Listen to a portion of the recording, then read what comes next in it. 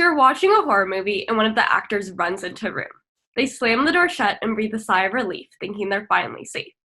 But you as the audience know that the killer's in that room, just waiting. Instinctively, you scream, "Run!" Tension builds in your chest and you begin to squirm in your seat. In a split second, the killer strikes. There was nothing you could have done, despite your urge to help. We reassure ourselves by saying in reality, we would have done more. We all want to believe we're the type of person to spring into action. However, this probably isn't the case. In reality, people in need of help are often ignored. This is a huge problem because basically what I'm telling you is that if you need help, nobody's coming to save you. But don't worry, using psychology, I'm going to teach you how to get help when you need it the most. So whether you're a child lost in the mall or a man having a heart attack, by the end of this presentation, you'll be able to get help. There's 3 steps to getting help. First, you need someone to recognize that you need help. Second, you need to single out an individual to help you. And third, the benefit of helping you must outweigh the cost to them. You need someone to recognize that you need help because without this step, nobody has any reason to act.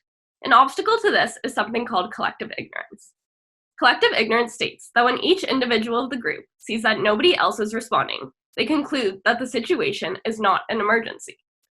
To overcome collective ignorance, you need to make it really apparent that the situation is in fact urgent. Example of these signals can be things like a siren. A siren shows that an emergency is taking place nearby, which requires either policemen, firemen, or paramedic assistance. Or the man having the heart attack could simply scream out, "This is an emergency." Nobody could ignore that. There's a huge difference, though, between people recognizing that you need help and them actually helping you. This is why you need to single out an individual. The bystander effect makes everyone assume someone else has or will act.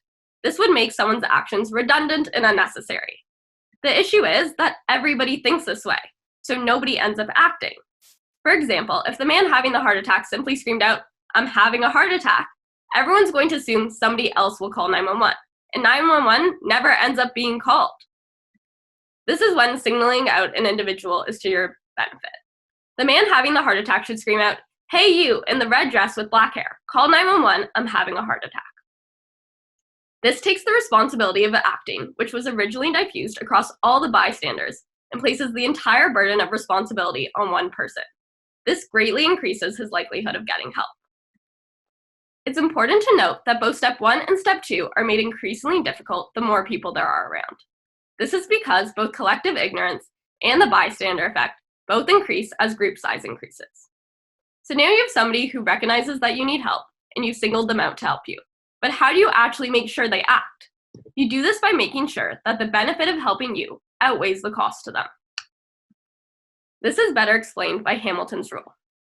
Hamilton's rule states that help will be given when R times B is greater than C. R is the relatedness of the victim and the helper, B is the benefit to the helper, and C is the cost to the helper. Costs can include stuff like putting yourself at risk, such as a fireman running into a fire, or liability if they make you worse off. Hamilton's rule also explains why you're more likely to be helped by a family member than by a random stranger. So when picking who to single out to help you, take this into consideration. But don't worry if nobody around you is related to you. There's other ways to increase the benefit to them of helping you. One way is through direct reciprocity. Direct reciprocity states that someone will help you if you can help them in return. For example, if the man having the heart attack was the boss of a company, he could promise to promote the employee who calls 911. This is a direct exchange of help. However, some of his employees wouldn't even need this benefit. This is because of indirect reciprocity.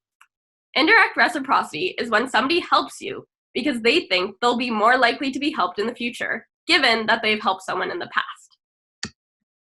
Using these 3 steps, someone would call 911 for the man having the heart attack, he would be rushed to the hospital and be completely okay. But please note that these 3 steps can be applied to getting help in any emergency situation. So remember, first you need someone to recognize that you need help. Second, you need to single out an individual to help you. And third, the benefit of helping you must outweigh the cost to them. These 3 steps might just save your life one day.